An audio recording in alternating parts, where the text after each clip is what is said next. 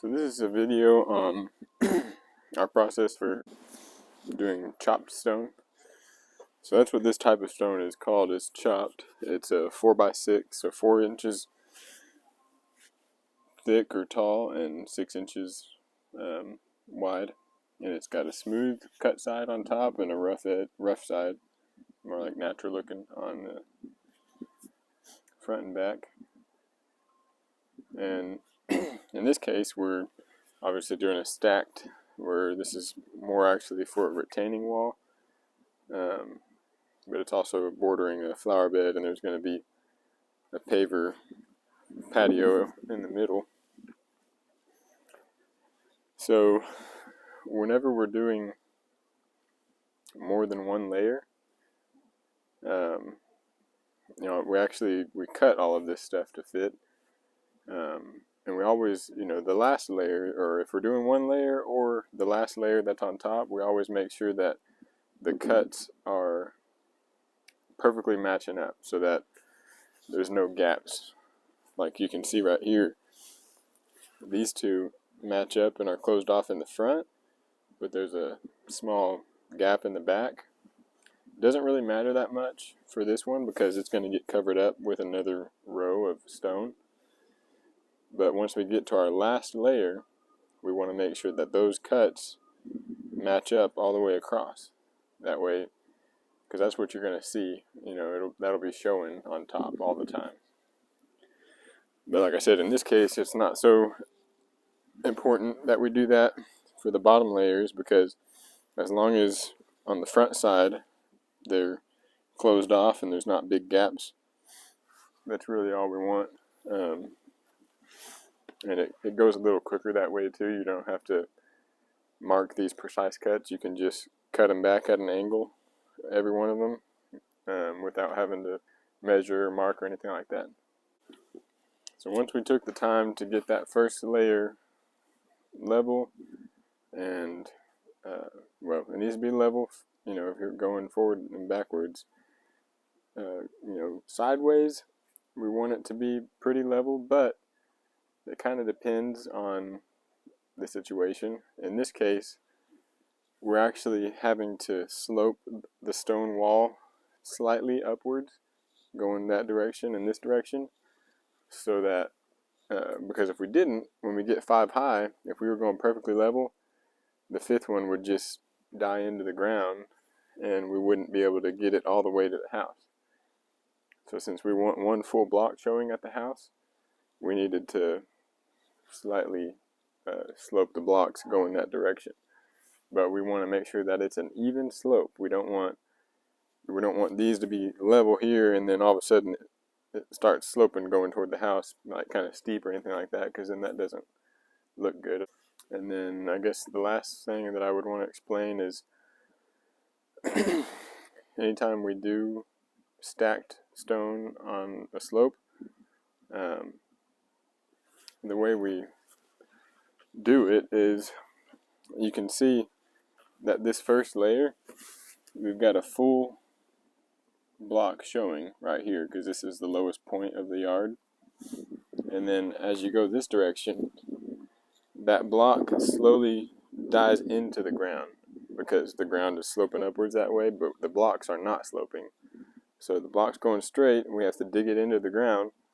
And once you get to a point where the block is just about completely buried, like this one here, the ground is pretty much the same level as the top of the block, then that's where you would stop it. We don't want to go any farther because there's really no reason to bury blocks underneath these that are never going to be seen. And then we'll start our second layer on top of that, and our second layer will be sitting on top of the ground instead of on top of more blocks. And then we'll do the same thing with that layer. We'll keep going until it dies into the ground, and then we'll start the third layer, and so on until we get to the end. So this is going to be a quick video on how to do the cuts for doing chopped stone border. This is the tan chopped. I just picked an area here at the office to give an example of how to do it, but you can see like I talked about before, we got our area leveled out. In this case, we're doing just a single layer. So we want to make sure the ground is level or at the grade that we want it. And the tools that we're going to need are rubber mallet, a speed square, probably a level. This is just a 2-foot level, and a pencil. And you're going to want your safety glasses too. Alright, so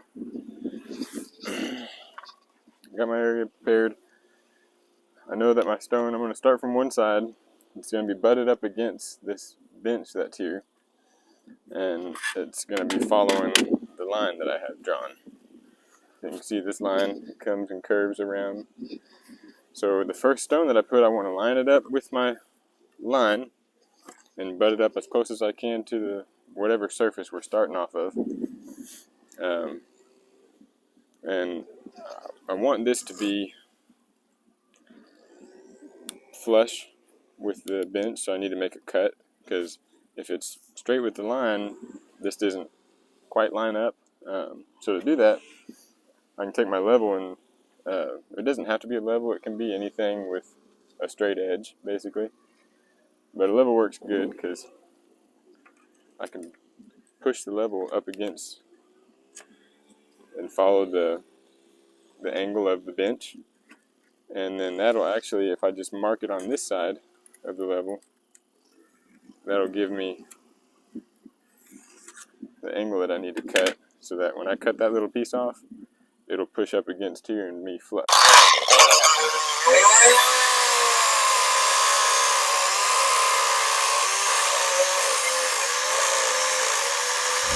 The next thing I'm going to have to do is, bring my next piece of stone that I have and, line it up with the curve. And also I want to line up the front corners. I don't want to be sitting back or sitting too far out. That way when I do make my cuts, because I'm going to have to cut both of these, when I make my cuts, it'll line up in the front here. Sometimes these things, one's a little thicker than the other, and it's okay if it sticks out a little in the back. We just don't want it sticking out any in the front. Another thing before I make these next cuts is whenever you're making a cut, you always want to make sure that you keep the blade straight up and down. Sometimes it's without paying attention, you might start cutting off at one angle or cutting at the other angle. And then whenever you go to butt the stone up against each other, you end up with one of, at the bottom you have a gap, or at the top you have a gap. So if we make our cut straight, then when you're looking at it from the front, everything's nice and straight and flush. So what I usually do is I just kind of leave that piece off to the side. I'm going to cut this one, just kind of eyeball it. It doesn't have to, I don't even have to mark it. I can just kind of imagine where it needs to be cut so that it'll be straight with the direction that I'm running.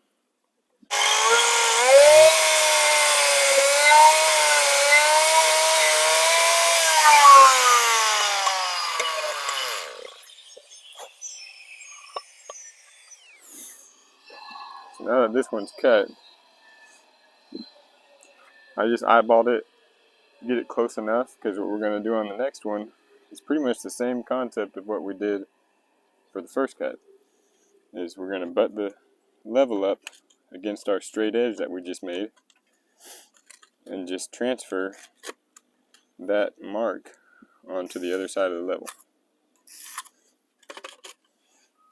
But the important part is that before I make that mark, this piece of stone, I have it lined up with whatever line I'm following. If it's straight, make sure it's nice and straight with the line that we have marked. Or if it's a curve, I make sure it's curving correctly. Because if it's not, we make this cut and we have to adjust it, well then it's going to be off. So make sure it's lined up correctly first. I'm going to make that cut.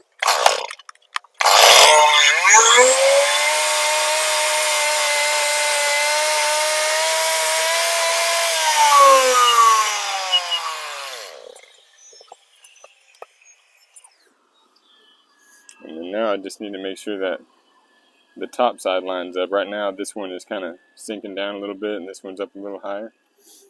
So I'll probably take this one and put a little dirt underneath it. And then I can take my rubber mallet and tap this one down just a little bit. And we're good. So that's kind of the method that I use, and I'll just continue doing that all the way down.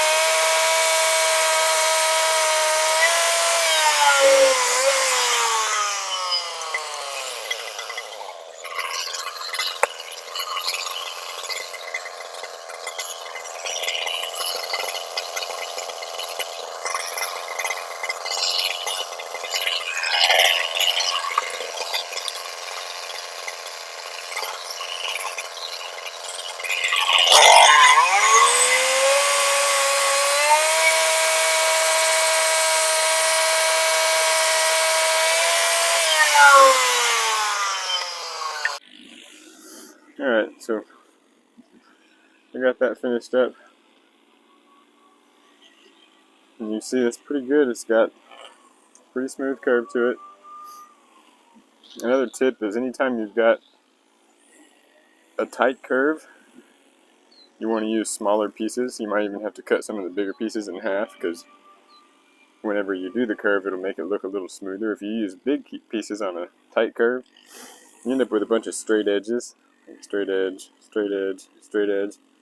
This is probably right at the verge of what we want, you know. You don't want any more. I mean, that's still good right there. That's not too big of pieces for that curve. But you can see how it lines up pretty flush at the front and on top. But like I said, the back side isn't quite as, you know, if it's going to stick out anywhere, the back is better than the front.